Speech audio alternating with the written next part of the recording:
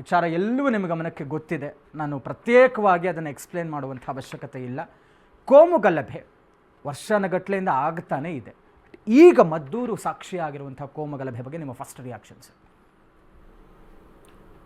ಈಗ it is a vetted planted programme ಇದು.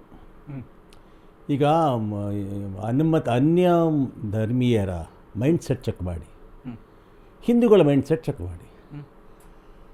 ಅನ್ಯ ಧರ್ಮೀಯರ ಮೈಂಡ್ ಸೆಟ್ಟುಗಳು 1100 ವರ್ಷಗಳಿಂದಲೂ ಕೂಡ ಬದಲಾವಣೆ ಆಗೇ ಇಲ್ಲ. ಅವ್ರ ಮೈಂಡ್ ಸೆಟ್ ಏನಿದೆ, ಬರೀ ಭಾರತ ದೇಶ ಅಲ್ಲ, ಬರೀ ಕರ್ನಾಟಕ ಅಲ್ಲ, ಬರೀ ಮದ್ದೂರೇ ಅಲ್ಲ, ನೀವು ಅದನ್ನು ಹೊರ ಹೋದರೂ ಕೂಡ ಅವರ ಮೈಂಡ್ ಸೆಟ್ ಎಲ್ಲೂ ಬದಲಾವಣೆ ಆಗಲಿಲ್ಲ. ಏನು ಮೈಂಡ್ ಸೆಟ್ ಅದು ಪ್ರಶ್ನೆ ಹುಟ್ಟದು. ಏನು ಮೈಂಡ್ ಸೆಟ್ಟು? ಈಗ ತಾವೇನು ಮಾಡಿದ್ರಿ, ಒಂದು